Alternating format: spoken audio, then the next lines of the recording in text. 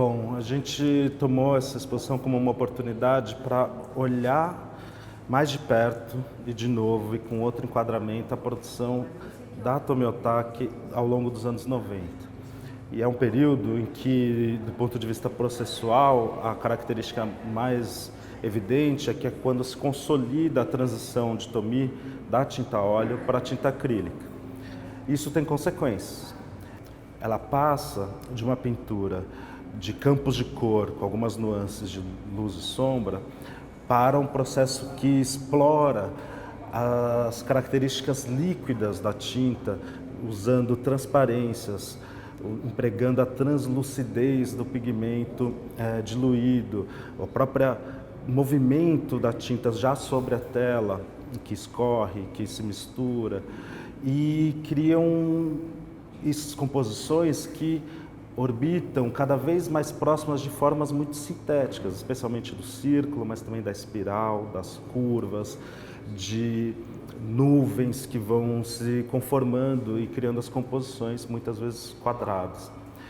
E muita gente, ao longo do tempo, observou a pintura que nasce dessa transição de processos e enxergou algo de cósmico nessas pinturas. Então a gente quis levar um pouco a sério essa percepção. A gente sabe que Tomi Otake produziu arte motivada pelo seu caráter experimental, pela sua possibilidade de ser sempre nova, não só para o artista, mas também para o seu público. E nesse sentido nunca quis assinar um manifesto, uma carta de intenções, definir uma abordagem teórica ou denotativa para a sua obra e nem mesmo dar título para a grande maioria das suas obras, porque ela queria que não houvesse nenhuma guia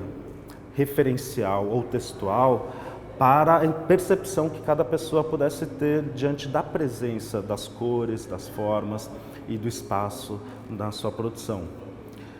Porém, a gente também sabe que a produção da Tomi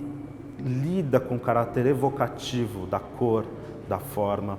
e da pintura e da escultura. Quer dizer, ela não se resguarda num lugar de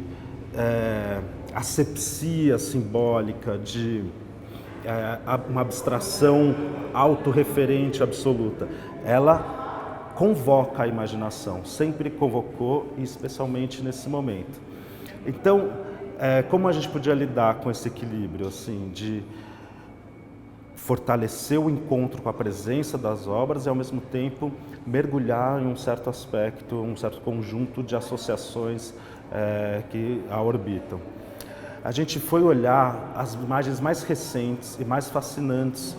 do universo, que nos são apresentadas a partir da captação de informações do telescópio James Webb. E a primeira coisa que chama a atenção é que essas imagens que nós recebemos das pesquisas do James Webb, elas originalmente não têm cor, porque elas captam especialmente ondas infravermelhas e produzem campos de informação que são preto e branco, mas elas são coloridas pela NASA e seus profissionais, trabalhando contrastes, atribuindo valores e cores para as imagens, de forma que elas, de certa forma, correspondam com a nossa expectativa de como o cosmos deve parecer. E quais são os critérios? É lógico que existem alguns parâmetros técnicos, mas também existe um sentido de imaginário, de memória atávica, que as imagens técnicas estão tratadas de modo a que elas correspondam, tenham um lugar na nossa imaginação do cosmos, uma imaginação que tem milhares de anos, que vai se formando ao longo de gerações e gerações, observando a abóbada celeste e tentando imaginar o que existe nesse espaço mais profundo. Então, essa percepção de que mesmo a mais técnica das imagens do cosmos é tratada de acordo com algo que é afetivo, imaginário e até fabulatório, nos faz pensar que o que está em cena quando a gente enxerga algo de cósmico nas imagens de Tomi é também algo do nosso imaginário coletivo, algo de uma memória atávica e que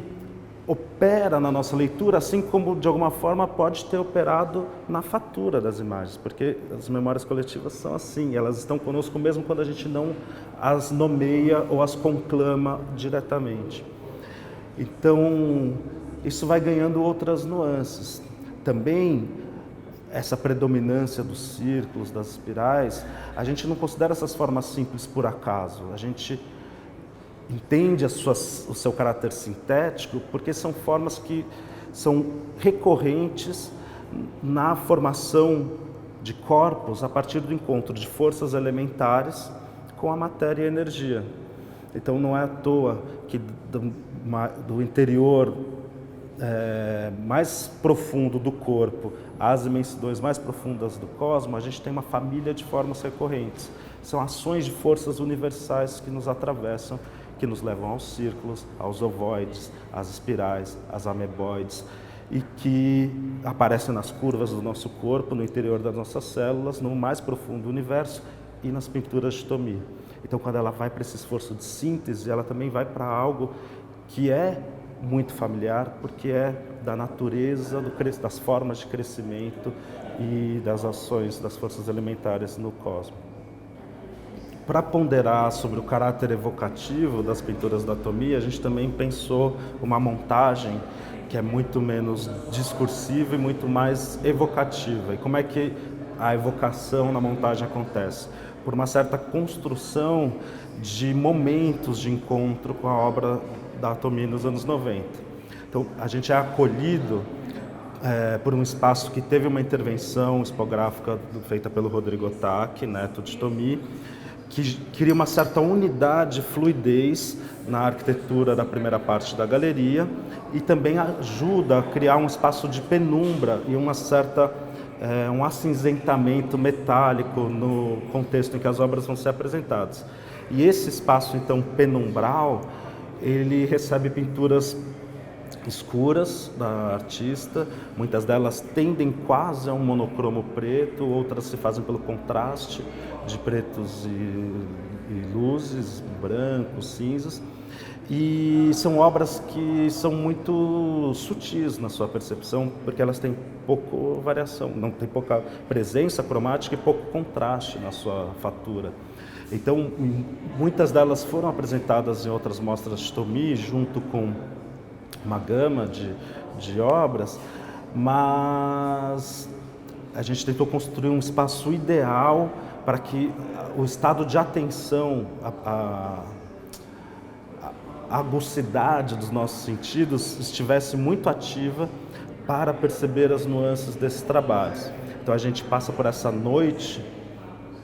cósmica e vai encontrar o último salão da galeria, mas a passagem é feita por um conjunto de estudos.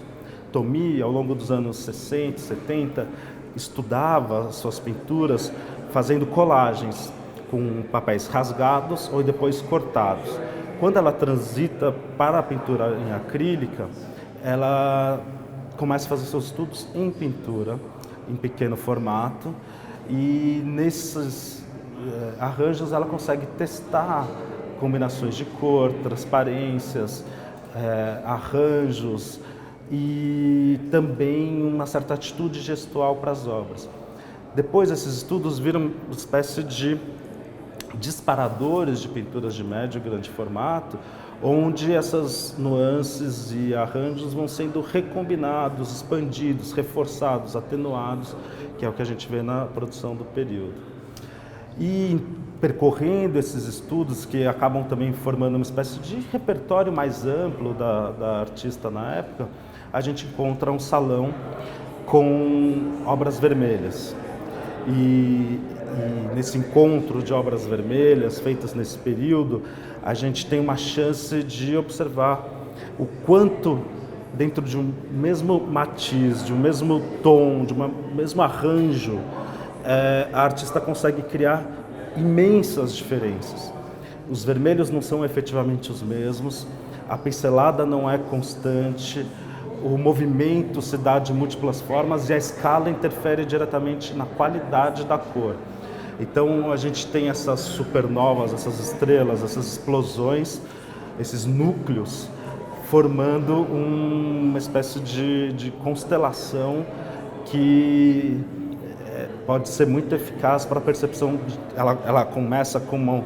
um acontecimento, mas depois também é uma oportunidade da comparação e da percepção de nuances dentro do trabalho de Tomi Otaki.